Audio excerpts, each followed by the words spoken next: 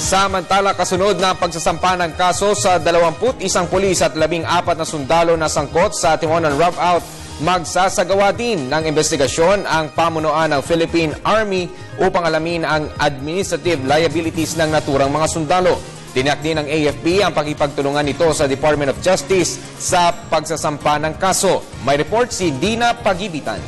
Kaagad umanong direktiba si Armed Forces of the Philippines Chief Emmanuel Bautista sa Philippine Army upang kaagad na magsagawa ng investigasyon sa pagkakasangkot ng mga AFP personnel sa checkpoint at Timonan Roughout.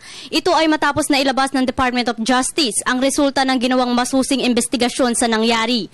Ayon sa investigasyon, kakasuhan ng multiple murder charges ang may 14 na AFP personnels at 21 miyembro ng Philippine National Police. When the President and the Commander-in-Chief upheld the decision and the findings of the Department of Justice, we respect and honor the decision, and we go by the rule of law and observe due process.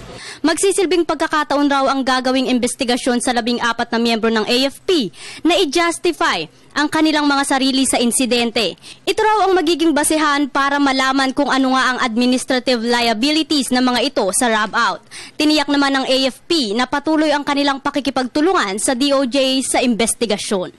Para sa Telebisyon ng Bayan, ako si Dina Pagibitan.